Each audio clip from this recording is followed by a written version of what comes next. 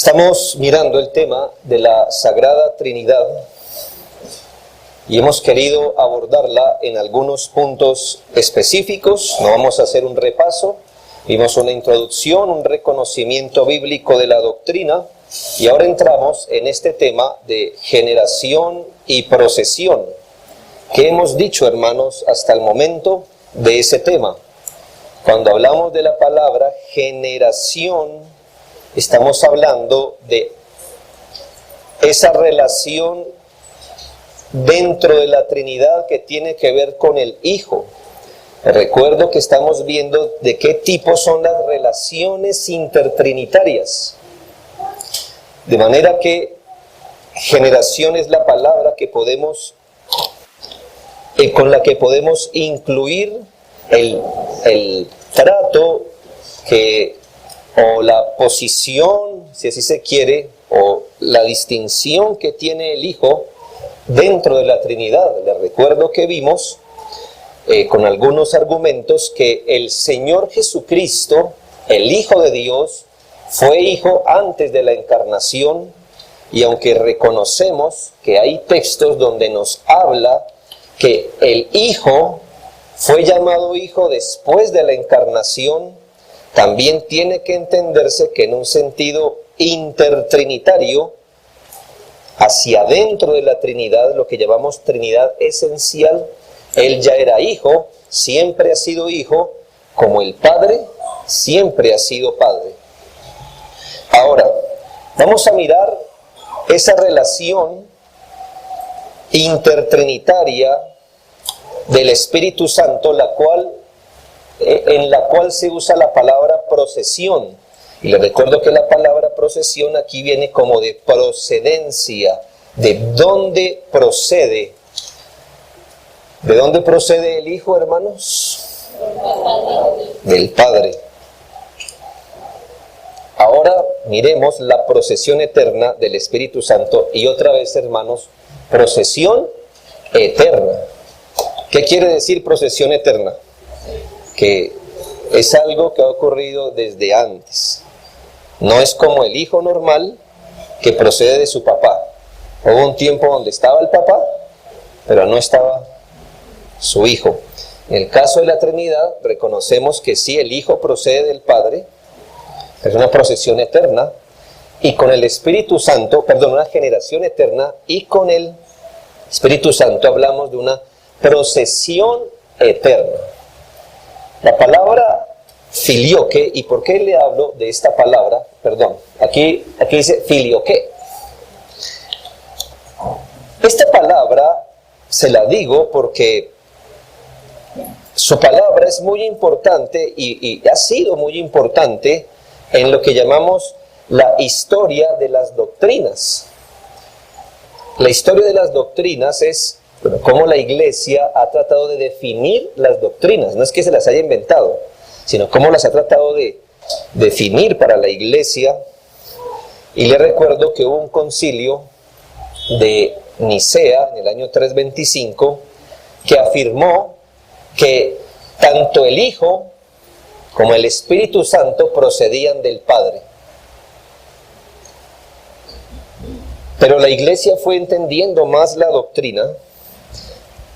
Años después, quizá 2 siglos después, se le añadió la palabra al credo que habíamos hablado, se le añadió la palabra filioque, que significa y del Hijo.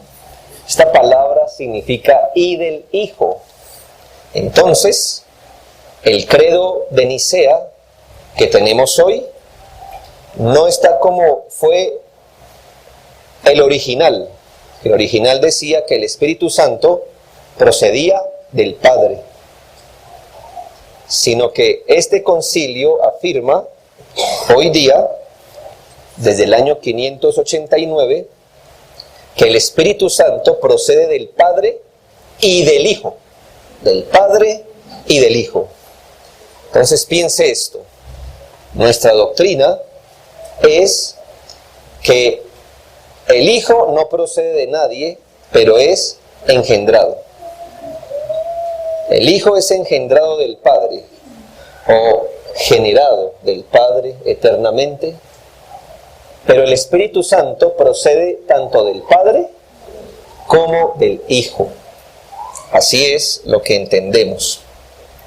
Así que cuando tratamos de entender la relación que tiene el Espíritu Santo, recuerde que nosotros no podemos mirar directamente el sagrado misterio de la Trinidad. Es algo muy, muy alto para nosotros. Y vuelvo e insisto aquí en un principio, la gente dice, lo que pasa es que la doctrina de la Trinidad es irracional. No toca meterle cabeza a esto. No, hermanos, no es irracional. Irracional significa algo que no tiene, va en contra de la razón, y pensar que Dios existe de una forma irracional, eso sería una ofensa, ¿verdad? Es como si un ser irracional como Dios lograra dar existencia al hombre. La existencia del hombre es irracional, pero fue dada por un ser irracional. No. Lo que ocurre con la doctrina de la Trinidad es que es una doctrina supra-racional, o sea, que va por encima de nuestra pobre y débil razón. Así que no podemos, al no ver directamente esta doctrina, como si viéramos la luz del sol, nos toca ver el reflejo de esta doctrina. ¿Y cuál es el reflejo? En mi metáfora, el reflejo hace referencia a las designaciones con las que el Espíritu Santo se ha dado a conocer. ¿Cómo el Espíritu Santo se dio a conocer? Bueno, adelantándome un poco al tema, el Espíritu Santo se reveló como el Espíritu de Dios. ¿Sí ve de dónde viene? El Espíritu de Dios. Ahí nos está diciendo el Espíritu Santo, o nos está presentando Él, se está presentando Él a nosotros para que reconozcamos de dónde viene Él. Pero también está escrito el Espíritu de Cristo. Así que ¿de dónde viene? ¿Sí ve? Las alusiones a sus relaciones personales, y ahorita vamos a mirar qué significa eso, es decir, cómo el Espíritu Santo articula dentro de la misma Trinidad y la manera en que se relaciona con la creación. Partiendo de estos tres asuntos, de este reflejo, podemos entender lo que nos es velado, cómo el Señor existe. Así que esto nos deja con un Padre originador. Yo espero que usted esté claro en esto, porque leímos que del Padre todo procede. El Hijo viene del Padre y luego viene el Espíritu Santo, tanto del Padre y del Hijo. Hay algunos textos que nos dan a entender esto y vamos a mirarlos, qué información da con respecto a esto. En Juan 15:26 dice, pero cuando venga el Consolador, a quien yo os enviaré del Padre, el Espíritu de verdad, el cual procede del Padre, Él dará testimonio acerca de mí. Vamos de lo fácil a lo difícil. Lo fácil, ¿de dónde procede, según este texto, el Espíritu Santo? Del Padre. Del Padre. Eso es lo más obvio, ¿verdad? Pero note esta expresión: yo os enviaré del Padre. ¿Me hago entender? Así que sí, el Espíritu Santo procede del Padre también. Porque el Señor Jesús, al enviar al Espíritu Santo, entonces aquí tenemos una gran doctrina. ¿Quién envió? ¿Por quién fue posible Pentecostés? ¿Por quién? Mírelo bien. ¿Quién envió el Espíritu Santo? El Señor Jesucristo. ¿Sabe? En su pedagogía divina, por eso Él dice, es necesario que yo me vaya. Es como que Él yéndose, ahora envía al Espíritu para que le reemplace. Pero ¿de dónde envía al Espíritu Santo? Del Padre.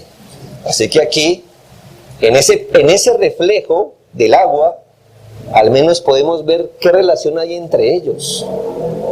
¿Qué relación hay? Que el Espíritu Santo de alguna forma viene del Padre por el Hijo, también allí. Ahí está. Les recuerdo, hermanos, que estas son pistas de cómo ellos viven en Trinidad, que no podemos ver.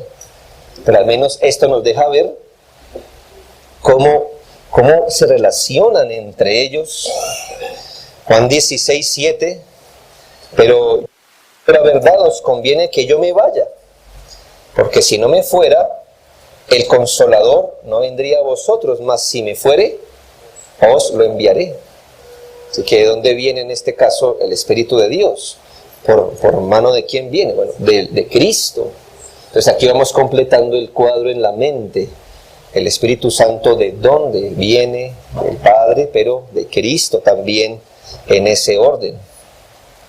Estas frases nos muestran, podemos decir veladamente, las relaciones eternas entre el Espíritu Santo y el Hijo.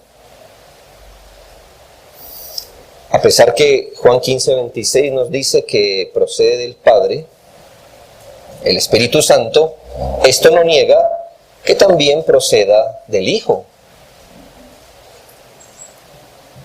De hecho, en la misma oración, en Juan, en el primer texto, 15:26, dice: yo os lo enviaré del Padre.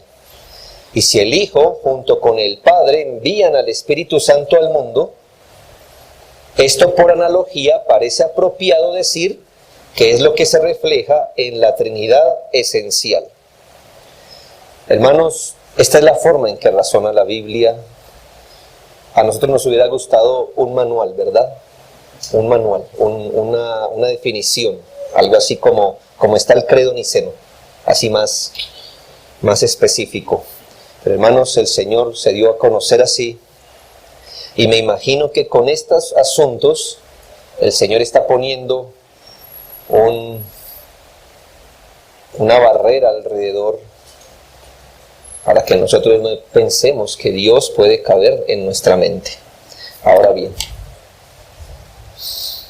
Juan 14:26 dice que el Padre enviaría al Espíritu Santo, mientras que Juan 16:7 dice que el Hijo enviaría al Espíritu Santo. Entonces, no podemos elegir o un dato o el otro, sino ambos. Ahora bien, en Hechos 2:33 afirma, hablando de Jesús, lo siguiente: así que exaltado por la diestra de Dios, y habiendo recibido del Padre la promesa del Espíritu Santo, ha derramado esto. ¿Quién ha derramado? Cristo. Él ha derramado esto que vosotros veis y oís. Así que aquí es claro en Hechos 2:33 que lo que ocurrió en Pentecostés fue obra del Hijo. ¿Me hago entender? Pero fue obra del Hijo habiendo hecho ¿qué? Bueno, habiendo sido exaltado a la diestra de Dios, del Padre, el Señor toma el Espíritu Santo y lo derrama en Pentecostés. En 1 Corintios 2:12, al Espíritu Santo se le llama el Espíritu de Dios, de Dios. Y aunque muchas veces pasemos por esas expresiones, ¿de Dios qué significa? De Dios. Yo sé que la palabra de en nuestro idioma puede significar muchas cosas, como que le pertenece a alguien, pero también es de dónde proviene. Eso es lo que se conoce como un genitivo en nuestro lenguaje, de dónde viene. Como, por ejemplo, Lorenzo de Colombia. Aquí de, ¿cómo lo estoy usando? Como Lorenzo que viene de Colombia. ¿Sí me hago entender? A veces de es como posesivo, como Ángela de Castañeda, ella es mía. Claro, yo soy de ella. Pero en este caso, de nos está diciendo de dónde procede. Es el Espíritu de Dios, o si lo pusiéramos en otras palabras, el Espíritu que viene de Dios. Ahora mire lo que dice Gálatas 4:6, el Espíritu de su Hijo. Entonces ahora, ¿qué está diciendo? Que el Espíritu Santo, ¿qué? Es de su Hijo, Jesucristo. Y el Espíritu de su Hijo, Espíritu de Cristo, está dado en estos textos: Romanos 8:9, Filipenses 1:19, 1 de Pedro 1:11. Todos estos textos nos hablan el Espíritu de Cristo, de Cristo. Es Espíritu de Dios porque viene de Dios, pero también se le puede llamar Espíritu de Cristo porque viene de Cristo. El Padre da el Espíritu enviado en nombre de Cristo, pero también Cristo envía al Consolador también. Y entonces, hermanos, yo no puedo argumentar más que esto. Así mismo. Entonces, ¿qué hemos reconocido? Muy importante. Me parece que la Biblia centra su atención, no que olvida lo demás, pero centra su atención en Cristo. Y por eso hay más datos de Cristo. Pero también el Espíritu de Dios lo podemos medir con la misma vara que medimos a Cristo. Y no importa que no hayan 100 versículos. La Biblia no consiste en cuántos versículos acumulamos para decir si son ciertos. Es decir, si son 100 versículos, le ganan a uno. ¿No, hermanos? 100 versículos de un tema pesan igual que uno de un tema. Que la palabra de Dios. Así que aunque no podamos esgrimir quizás más textos, quizás podamos esgrimir una teología. ¿En qué sentido? Cuando vemos el papel que cumple el Espíritu Santo en la redención, en la iglesia, entonces podemos quizás ampliar nuestro panorama, pero por ahora quería enfatizar de dónde viene el Espíritu Santo. Entonces, hermanos, creo que podemos percibir e insistimos lo siguiente: no que no debamos nunca meditar en estos asuntos, que son complejos, sí, debemos hacerlo, pero la pregunta es: ¿para qué la Biblia nos daría un tema así? ¿Para qué? O sea, para hinchar nuestra cabeza, para rascarnos la cabeza antes de dormir, decir no sabemos, no, hermanos. De hecho, Dios se ha querido dar a conocer tal como es, pero en la medida que nosotros pudiéramos asombrarnos, admirarnos y amarlo. Es más, Él se da a conocer así para que usted y yo aprendamos a relacionarnos con ese tipo de Dios, no con un Dios monolítico, como una masa. No importa usted un pedazo de plastilina por donde la mire, igual sigue siendo una masa uniforme. No, cuando nos relacionamos con Dios, nos estamos relacionando con un Dios, pero con tres personas distintas de verdad, distintas de verdad. ¿Cuántas profundidades hay en Dios mismo que permanecen detrás de su gloria intensa y profunda? Salmo 145:3 dice: grande es Jehová. ¿Se ha puesto a pensar? ¿Realmente cree eso? No podemos decir grande es Jehová, pero la Trinidad sí me tiene que caber en la cabeza, ¿no, hermanos? Grande es Jehová, digno de suprema alabanza, y su grandeza es ¿qué? ¿Alguno sabe qué es inescrutable? ¿Sabe qué es escrutar? Sí, eso es lo que hacen con los votos, ¿no? A veces. El escrutinio. O una medición. Escrutar también es medir algo. Su grandeza es inescrutable, es inmedible. No la podemos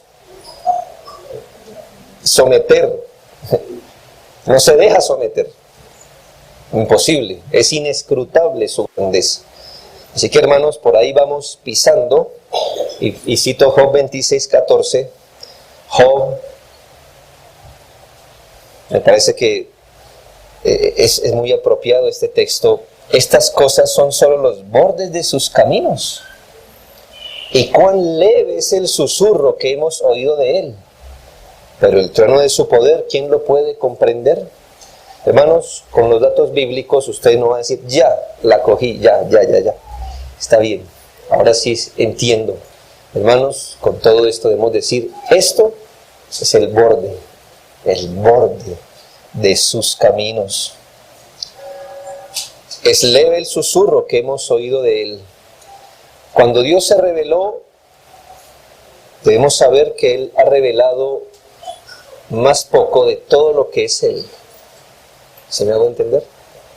Dios es más de lo que Él ha revelado de Él. Dios es mucho más de lo que ha revelado a nosotros de Él. Pero lo que ha revelado es cierto. ¿Me hago entender? No es que tenga una cara oculta que sea distinta a con la que se ha revelado, no. Pero a nosotros se nos ha revelado hasta un punto, y si eso es lo revelado, hermanos, imagínense cómo sería si Él se revelara completamente, no habría mente para comprender. Muy bien, así que vamos a pasar brevemente a este tema que hemos denominado herejías y errores principales. Herejías y errores principales. No le vamos a dar tanta amplitud, hermano, porque mediante he venido avanzando, les he venido enterando de todas las desviaciones que pueden haber, pero al menos aquí las vamos a reconocer con algún nombre. Hemos venido estudiando que la iglesia, aún en la confesión de fe o en sus credos, nunca buscaron explicar la Trinidad, sino exponerla. ¿Entiende la diferencia? No la buscaron explicar, sino exponerla. Es decir, no han dicho, ya resolvimos el misterio, sino, hermanos, este es el misterio. Venga, se lo expongo ante sus ojos. Este es el misterio, aunque no la podamos comprender. Ahora, ante la doctrina de la Trinidad,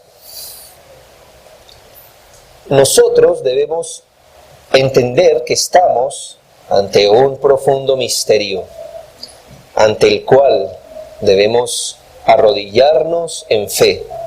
Por supuesto, la fe no surge de la nada, tiene que tener conocimiento la fe para que sea real, pero hermanos, es principalmente por la fe donde nosotros podemos entender. La Biblia dice en Hebreos, por la fe entendemos, por la fe entendemos. ¿Por qué, hermanos? Porque en los asuntos de fe, la razón es una acompañante, pero la fe es como la guía. La fe es la que manda. Si nosotros anteponemos el razonamiento a los misterios divinos, vamos a resultar no admirándonos, no reconociendo nuestra pequeñez ante la doctrina, en este caso de la Trinidad, sino que vamos a entrar en un gran error, llamado el racionalismo. Y cuidado, hermanos, racionalismo no es el uso de la razón, no. El uso de la razón se llama raciocinio, y eso es legítimo. Usar la razón es raciocinio. Nunca deje la razón en la casa, nunca. El Señor dijo, adoráis lo que no sabéis. ¿Qué hacían los samaritanos para adorar? Dejaban la razón en la casa. Esa alabanza meramente emocional, Dios no la recibe. Es más, no es ni siquiera llamada adoración. Ese conocimiento de Dios que es afectivo, que es intuitivo, no es ningún conocimiento. Dios habla a la razón, pero una cosa es el raciocinio y la otra cosa es el racionalismo. El racionalismo, entiéndase, como el endiosamiento de la razón. Es decir, la razón debe ser completamente satisfecha y todo debe ser sometido a la mente. Tanto que si no me cabe en la mente, debe ser mentira. ¿Sí? Así dice el racionalista. Si no me cabe en la mente, es mentira. Entonces todo lo que me quepa en la mente es verdad. Si no me cabe en la mente, es mentira. Eso es racionalismo, hermanos. Racionalismo, porque hay muchas cosas que no nos cabrían jamás en la mente, y aún así, hermanos, son realidad. Entendámoslas o no, son realidad. ¿Cuál ha sido el error, hermanos? El error no ha sido usar la razón cuando estudiamos la doctrina de la Trinidad. El error ha sido tratar de someter a la razón la doctrina de la Trinidad. Y cuando eso ha ocurrido, le hemos dado la bienvenida a herejías y errores con respecto a la doctrina de la Trinidad. Así que ha sido fácil esto. Yo les he dicho, hermanos, tenemos que creer en un solo Dios, ¿verdad? Un solo Dios. y en tres personas a la vez. ¿Sí ve qué le pasa a nuestra razón allí? Como que tiene ahí un roce.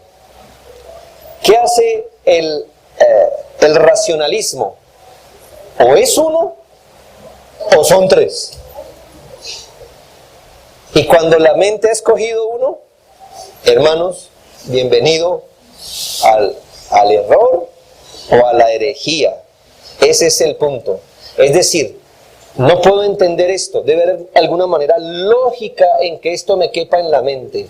Y entonces se hace cualquier intento para que la doctrina quepa en la mente, y inmediatamente cuando la hacemos así, ya no hablamos de la doctrina de la Trinidad bíblicamente dada. Hablemos de una primera herejía, y se llama el modalismo.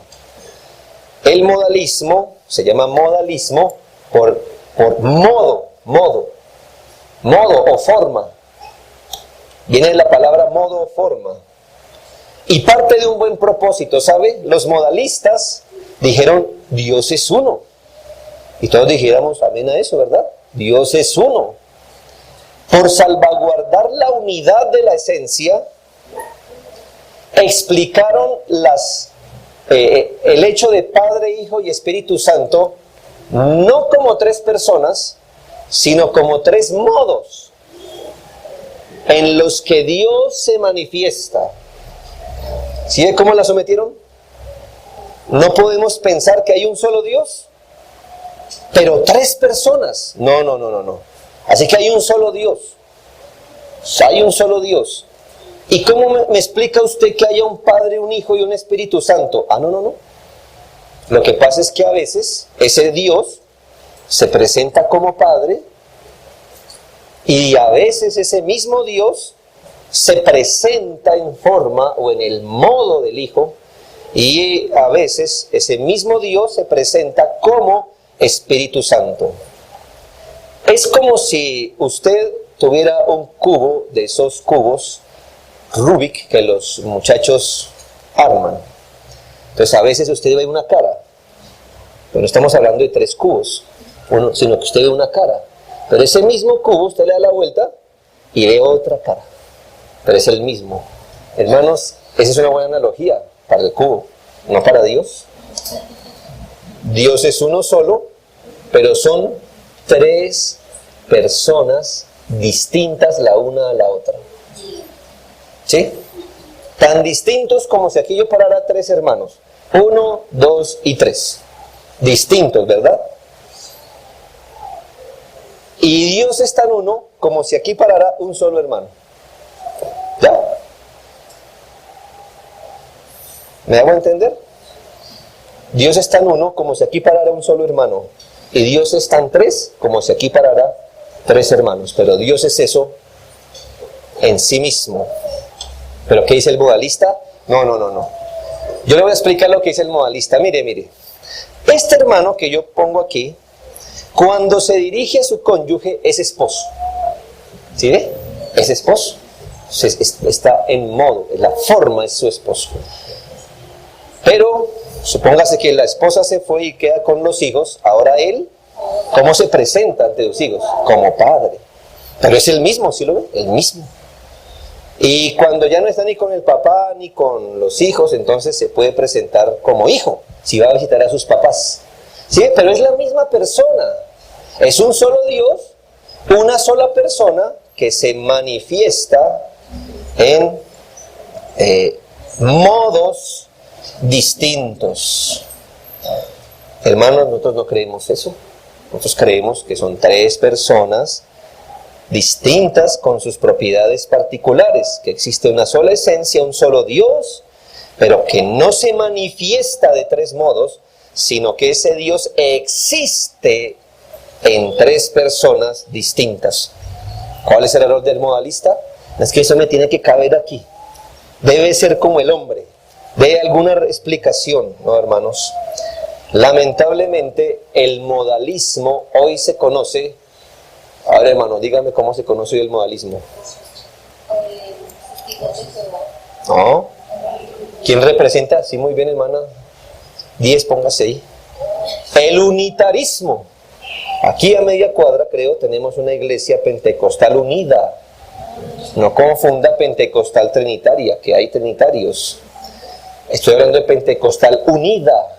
Ellos niegan la Trinidad así. Por esto. Ellos son modalistas. Claro, nunca le diga a un unitario, usted es modalista, le va a decir, ¿eso qué es? ¿Verdad? Pero ya usted sabe, ellos son modalistas. Porque piensan de Dios como modos. Modos. Este modalismo, solo se lo digo, y para que lo tenga en mente, tomó dos rumbos. Igual todos cayeron en lo mismo, pero uno se llamó monarquianismo dinámico y otro monarquianismo modalista. Monarquianismo dinámico, dijeron que solo hay un Dios y el verbo no es una persona, sino un atributo de Dios. Ellos pensaron que Cristo, que el verbo no es una persona distinta al Padre, sino un atributo del Padre. El monarquianismo modalista, que es el que más se conoce, al menos en nuestro contexto, afirmaba que los que llamamos tres personas son formas. De hecho, se conoce también esta herejía, monarquianismo modalista, en otras partes como patripasionismo. Patri de padre y pasión, los sufrimientos, porque si no hay distinción de las personas, sino que es uno solo, al final podemos decir que el Padre también sufrió en la cruz, en la forma del Hijo. Por eso patripasionismo. Pero hermanos, no se enrede aquí, solo lo digo, pues si alguna vez usted dice, quiero leer de la Trinidad, la historia de esta doctrina, la vea. El arrianismo. Los arrianos estuvieron de acuerdo con los modalistas en un sentido. Pensaban que Dios era tan uno que no podía ser tres. ¿Se acuerda de Arrio? Yo se los presenté la otra vez, ese señor de barba. Muy bien. El arriano pensaba que Dios era tan uno que no podía ser tres, así como el modalista. Pero resolvió el problema tomando el camino opuesto. Le voy a decir cuál es el camino opuesto. Reconocieron que el Padre y el Hijo son personas distintas. ¿Ya? Mire, ¿en qué se parecían a los modalistas? En que reconocieron que hay un solo Dios. Pero el arriano dijo, pero yo reconozco algo más, que el Padre y el Hijo son personas distintas. Entonces, solo el Padre es Dios, el Hijo no es Dios. ¿Ya? ¿Sí vio cómo lo resolvió? El modalista dijo, solo hay un solo Dios. Y quizás el arriano dijo, amén a eso. Sí, hay un solo Dios. Pero el modalista dijo, bueno, ¿y cómo me explica Padre, Hijo y Espíritu Santo? Ah, no, son tres modos. ¿Pero qué dijo el arriano? No, fácil. Si hay un solo Dios, pues solo Dios Padre es Dios. ¿Y el Hijo? Ah, pues ese no es Dios. Así lo tomó el arriano. Diciendo que Jesús no es Dios de la misma esencia del Padre. Se le puede llamar Dios con D minúscula como del ser más prominente de la creación al que se le participó deidad. Sí, hermanos, eso creen. ¿Sí ven? Es todo buscándole cómo cabe eso en la mente. Es decir, Dios es solo uno, pero hizo un ser sobre toda la creación, el más prominente de la creación. Pero mire, ser creado, al que el Padre le participó de su deidad. Así que no puede llamarse Dios, como el Padre, pero sí Dios en un sentido rebajado. El Dios que le puede caber a un ser creado, mejor dicho. Sí, pueden llegar a reconocer que Jesús es Dios, pero no Dios eterno, igual que el Padre. Es como si el Hijo tuviera un grado menos que de Dios, que Dios Padre. Su frase era, al comienzo, había un tiempo en que Jesús no era el Hijo y que ellos también creen que el Hijo fue engendrado, es decir, creado. Si no están nuestras diferencias, nosotros decimos, el Hijo fue engendrado, no creado. Ellos dijeron, el Hijo fue engendrado, es decir, creado. ¿Ya me está doliendo la cabeza? Hermanos, en teología, las palabras, esa es la idea, no.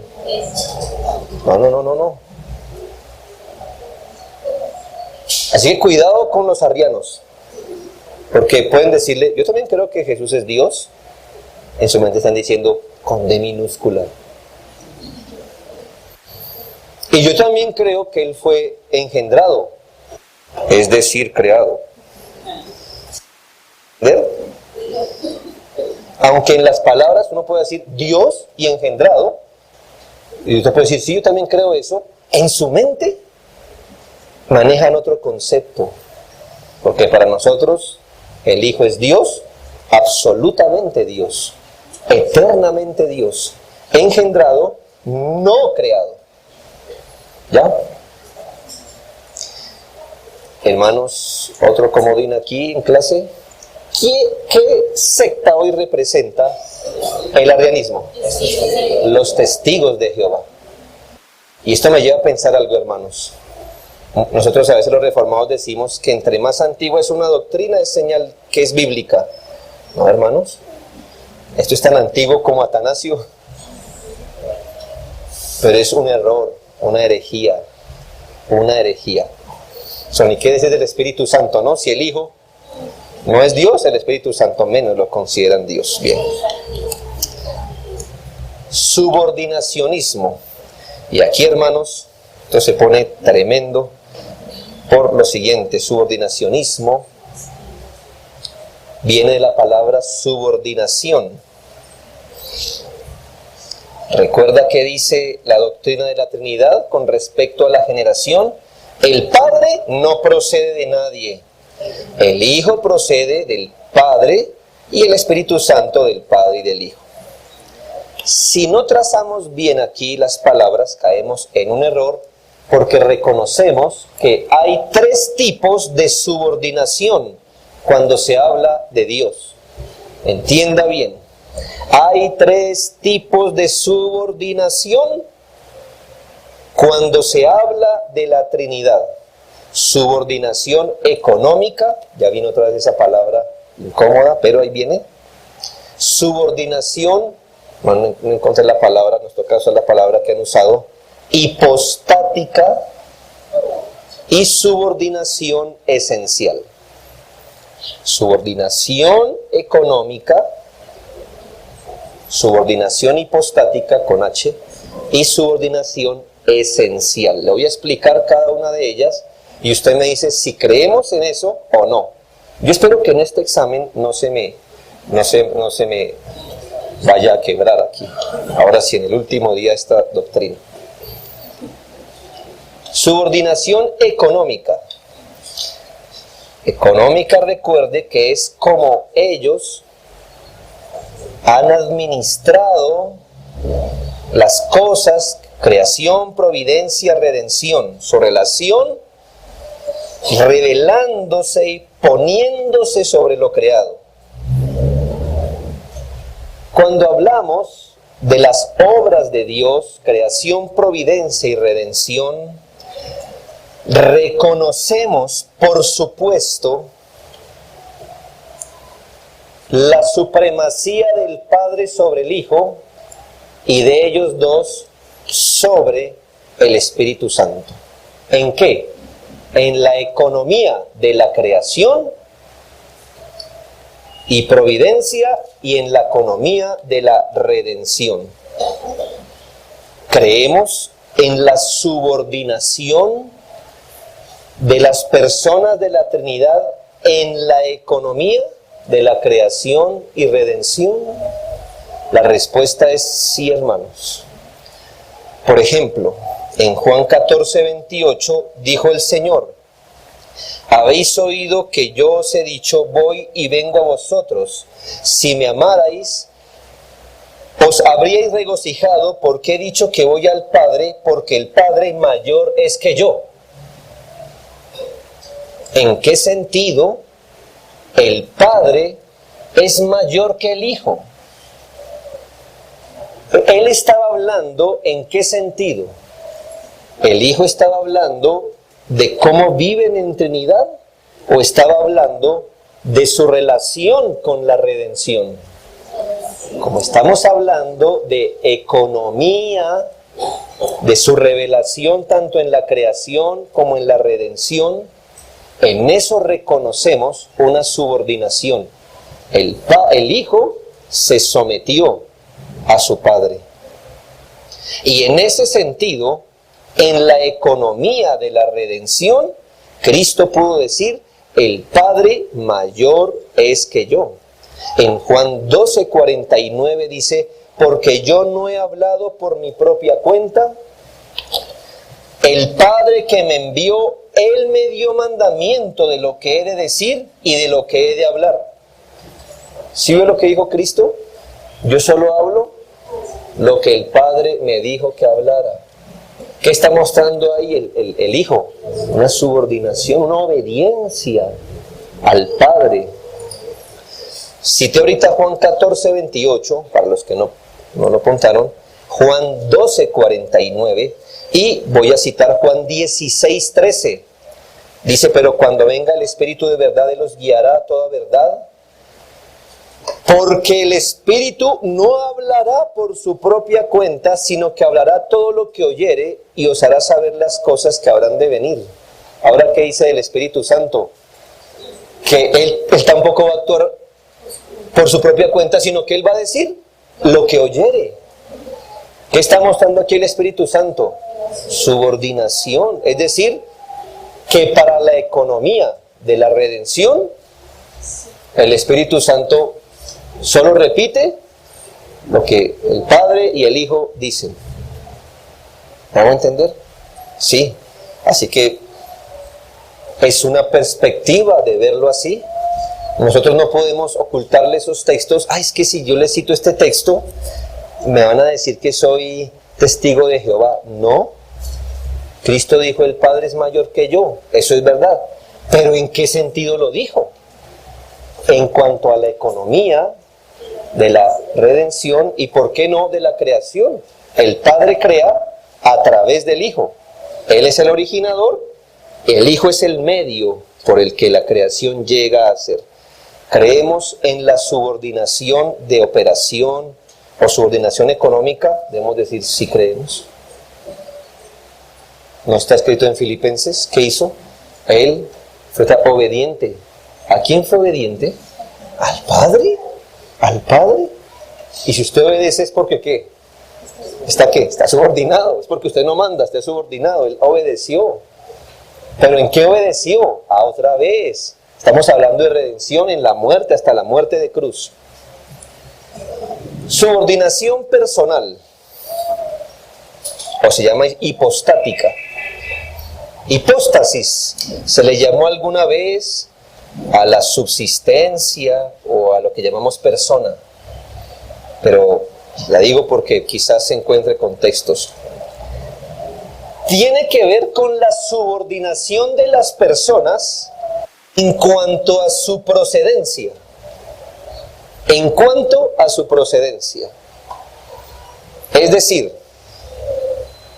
personalmente, son tres personas, ¿no? Personalmente, en cuanto a su procedencia, ¿hay una subordinación? Podemos decir, sí que la hay. Les recuerdo que el Padre no viene del Hijo. Más bien el Hijo viene del Padre. En este sentido personal, ¿quién tiene la primacía? El Padre. Y dijimos que el Espíritu Santo proviene del Padre y del Hijo. Entonces no estamos diciendo que el Padre proviene del Espíritu Santo, ni el Hijo vino del Espíritu Santo. En este sentido estamos reconociendo una subordinación que personal en cuanto a procedencia. En cuanto a procedencia. Juan 8:42 dice, Jesús entonces les dijo, si vuestro Padre fuese Dios, ciertamente me amaríais, porque yo de Dios he salido y he venido. Pues no he venido de mí mismo, sino que Él me envió. Qué interesante que Juan 8:42 el Señor dijo, yo de Dios he venido. Mire que no dijo, yo del Espíritu Santo he venido. No, vino de Dios. Y Juan 17:8, porque las palabras que me diste les he dado, y ellos las recibieron y han conocido verdaderamente que salí de ti. ¿Sabe que los discípulos reconocieron que Cristo había salido del Padre? ¿Sí ve? Así que hay un orden. Podemos llegar a, si lo planteáramos de esta forma, ¿creemos en la subordinación hipostática? Sí. Subordinación económica, en su modo de operación, subordinación personal o hipostática. Y subordinación esencial. ¿Qué quiere decir subordinación esencial? Que en esencia, el Padre es más Dios que el Hijo, y ambos son más Dios que el Espíritu Santo, esencialmente. O sea que el Padre es Dios completamente, esencial, por eso dice esencial en su esencia. El Hijo es Dios, pero en un menor grado, y el Espíritu Santo es menor. A mí se me hace, hermanos, que muchos creyentes piensan así de la Trinidad: Padre, Hijo y Espíritu Santo. Hermanos, esta es la subordinación que jamás debemos creer. Jamás. Esta es la herejía de subordinacionismo. Creer que el Padre es más Dios que el Hijo y que ambos son más Dios que el Espíritu Santo. La idea es que el Padre es tan grande, muy distante, como para entrar en contacto con la creación. El Hijo es un poco menos trascendente, menos distante, por eso cree y redime por medio de su Hijo, y el Espíritu Santo es menos, porque Él sí se mete con la gente. Cuidado con eso, hermanos. Nosotros reconocemos, esto es mal, bórrelo de su mente. Póngale ahí un pito, una alarma. Y lo último, hermanos, denme 2 minutos. La cuarta herejía se llama igualitarismo. ¿Qué es el igualitarismo? Que el Padre, el Hijo y el Espíritu Santo son tan uno que no hay ninguna distinción, no hay ninguna diferencia. Así ve, ¿sí lo ve? Padre, Hijo y Espíritu Santo. Ahí está. No hay ningún problema. Son uno igual. Son iguales, pues. Y como son iguales a lo que decimos, sí, en esencia son iguales, significa que son iguales en todo. Hasta en sus personas. No hay ninguna diferencia entre... Bueno, ahí dice el Padre, el Hijo y el Espíritu Santo. ¿Dónde está el error? El error no está en que nos digan que son iguales, ¿verdad? Porque el Padre y el Hijo y el Espíritu Santo son iguales en esencia. ¿Dónde está el error? En que eso mismo lo aplican a las personas, entonces no hay distinción, no, es igual todo. ¿Sabe, hermano? Le voy a decir algo importante. ¿Sabe que hay un grupo llamado feministas cristianos? Eso es tan ridículo como pensar que hay machistas o movimiento de machismo cristiano. Eso no. Pero bueno, en esta época nos tocó vivir esto. ¿Sabe usted de cuál es uno de su argumento central para defender el feminismo cristiano? Según ellos, la Trinidad. ¿Por qué? Porque en la Trinidad las 3 personas son iguales. En todo. Tanto que no hay distinciones ni roles distintos, ni diferencias personales. Son tan iguales. El Hijo es tan igual al Padre, el Padre es tan igual al Espíritu Santo, y entendemos cuál, que en una parte dicen la verdad. El Padre esencialmente no es más que el Hijo esencialmente, ni más que el Espíritu Santo esencialmente, pero al salvaguardar esa verdad, ¿sabe qué hacen? Borran la distinción. Borran la distinción. ¿Y por qué para ellos es importante borrar la distinción entre las personas? Porque donde lleguen a reconocer que en la Trinidad puede haber igualdad y al mismo tiempo diferencia y subordinación, se les cae todo su argumento. Así que lo que ellos usan para defenderse es precisamente lo que los debilita. ¿Por qué? Porque en la Trinidad, Padre, Hijo y Espíritu Santo son iguales.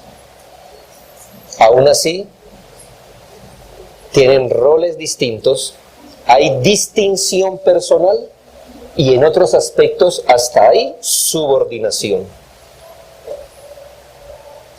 Así que la misma doctrina que ellos usan para defenderse, claro, la mal usan, les resulta yendo en contra.